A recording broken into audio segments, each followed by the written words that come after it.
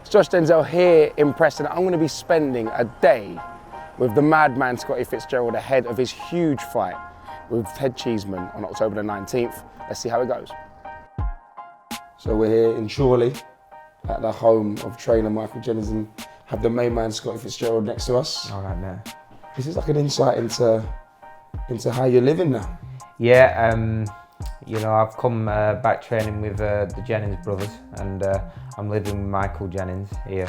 He's got an garage converted into a cinema room, so I've brought me double bed, headrest and everything. People think it's a glamorous life being a boxer, but in camp you've been 11 weeks.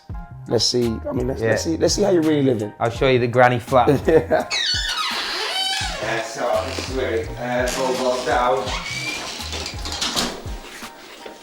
There you go. I mean, listen, I don't mind it. Is this your scooter? Flat, yeah, that's what I'm getting about something around the tour. And got me double bedding, so comfy enough, and got me Netflix set up there, and that's about it. Chilled out. I like Gloves hanging. Very dry. I mean, it does a job. Yeah, it does a job. That's all I need, innit? Get my head down here at night, wake up with Mick waking his kids up for school. And, do you get woken up with a coffee or a tea or anything? No, I do a yak, but I'll be on him. Let's go. Listen, Trying to get him going. the Airbnb rating is going down now about the coffees. How do you find living with Scott? Is he a good tenant or not? Yeah, he's good as gold, to be fair. He's at first I was a bit worried because of his madman skills that I played before, but you know what, he's been calm and he's done everything we've asked of him, to be honest with you. He's eating right. He's coming in here, watch a film and that with us at night time, and he gets his head down, wake up in the morning when I'm waking the kids up, drop the kids off, come back, get Scott, then we're off to the gym. He seems like a new man since he's come in under your tutelage. I think it was before. It's not like it's not just right. He's come here and that's him. You know, he's changed. I think he changed before he came here, and it's probably changed for the better as in training. But people still want to see a bit of the madman, don't they? Of course. You know what I mean? That's what people like. Scott's saying it won't come out, but I think I think there'll be a bit of something, definitely. I don't think he can keep it locked up for too long. No, he's crazy. What's that? Just saying what's about me saying people, because people want to see a bit of a madman. I know, I was on a mad one last time. I don't think he'll be able to cage it 100% to be fair. No. But we won't. We need a bit of that. We look forward to the weigh-in. Yeah, definitely. Save it for a fight week. Use all your energy. Yeah, I was at it for about 4 weeks before last time, just waking up doing backflips, walking out house and just shouting at people. You changed your setup since your last fight. Can you talk us through a little bit about kind of why that happened and what the kind of benefits, the pros and cons of that? I'd trained with Mick from my 4th fight till my 11th fight with my dad involved as well. And last time I just went just training with my dad, but towards the end of my last one, we was coming and doing the pads with Mick as well. My dad wanted to bring me down, and he just advised that I go full time with Mick now, and he's just keeping his eye on me from afar. But you know, it's better off like that, and I'm here, no distractions, and been working very harder than ever. So why Ted Cheeseman? I think you had a lot of people asking. That's a tough fight. You know, he's obviously British champ. Yeah. You could have kind of sat back, waited, and done the Fowler rematch, which people would have expected, but you decided to kind of take on, one of the tougher opponents in the division. So. Yeah, and I think Ted has more to offer than Fowler as well, but he also has a British title to offer, and that's what I've always wanted to win, and the opportunity is there for me, and that's why I've made the sacrifices, come and lived here. It'll be 11 weeks all in all I've lived here by the time fight night comes, and to make sure I'm in the best condition I can be in, and I can come away with that British title, something I've always dreamed of. When did you start boxing? I had my first fight when I was 15. Like not on the street fight? First amateur fight when I was 15, so a bit later than some, but my mum wouldn't let me box, like. Really? Yeah, my dad had been a boxer, and they weren't together, and my mum just like... Was like, don't you getting down? Yeah, she didn't want me boxing at all, so... I had fights before she even knew. Yeah. Did that make you want to do it more? You end up thinking like, because when you're a kid, you're thinking, yeah, let me do anything that will cause a little bit of drama. I'm like, yeah. When you're a certain age, though, you know what your mum says goes, doesn't it? Yeah, of course. And then as you get at that age, you get a bit older, you start thinking, no, well, you know, I do want to box. Like, yeah. What's your diet right now? I have a sponsor, Conquer Nutrition, who gives me boxed up meals. So I got oats, like an overnight oats with them, and then different, whatever for dinner and tea. But there's carbs in every meal, which I never used to. I used to avoid carbs, but now I'm just hitting my targets every day, macros, the carbs, calories. You what, three weeks out nearly? Yeah. 3 weeks out. How's it going? It's your first 12-round fight, right?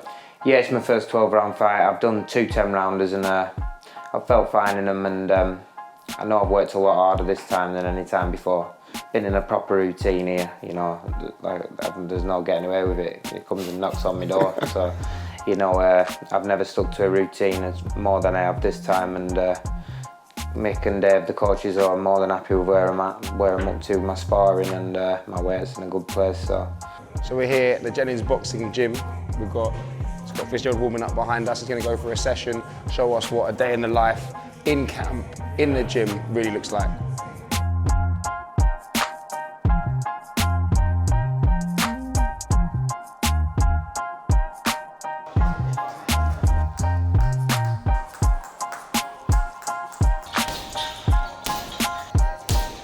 There's a video that I've seen many times that kind of went a little bit viral on Instagram. Yeah. You talk about, do you think I'm struggling to make weight? Well, Is that we're gonna see a repeat of that or not? I don't think so. It's just me being sarcastic a lot, and I was really hyper around that time. But I've learned to stay a bit calmer and just focus all my energy on the training now. Save my energy for the training rather than just bouncing around parks, doing press-ups and shouting at people and that, so. Weren't you on GB together? Yeah. We weren't best mates, though. No. It was him anyway who started it. When was it? When did he start it? Well, first of all, in the face-off, I would have just looked at him and he went, "You're getting knocked out now." I don't know, I was just saying a few things and that, so I just fired back a few things. Just overlooking me and that. Yeah. You don't get him, man. The madman's coming out now, innit? One. Good lad. Shots. And again. Roll off that, put one there. Good. One more. And again there. Good lad, one more.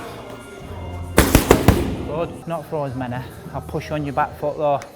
So, working up close, little pushes, stepping round and stuff like that, alright? Alright. That's twice. What have you done to him? Open there. What have you done to him? Is that alright? Bleeding. No. Good job, my skin's made of leather. This is what Cheeseman's going to be getting. Yeah, that's how you get paid for putting him up. It's a bad round for you, there. I need some ice. He's actually come up a little bit as well. I remember once I was padding Matty Askin, cruiserweight. I'm in a corner, uppercut, he's missed a pad, boom, straight under the Yeah. I've took a few shots. Tyson Fury looking into himself. I've done it myself. Oh, when you, he's come off. Yeah, I do it myself though. How? I just catch myself on bag into myself with uppercuts all the time. On the back, okay, when it slips off the bag, and you know when you're sweating onto the bag, and you Yeah, if you're sweating loads, I've whacked myself in the face a few times, I thought. It's easier than you think, like. Have you seen it when Ruiz hits his trainer with a left hook? He doesn't want to take it. Full on that as well, wasn't it? Yeah, I know. Full on that, wasn't it?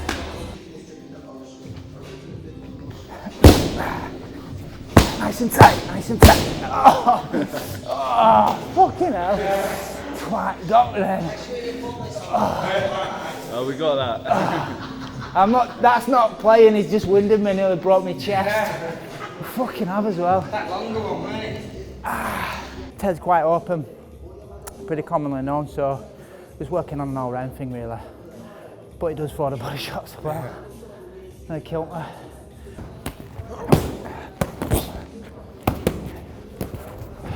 Nice and tight, mate. Last one next, come on.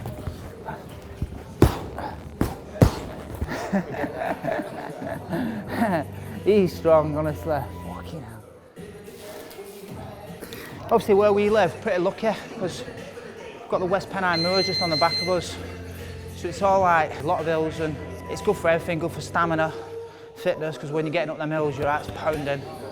And obviously, it's good for fat burner, good for everything.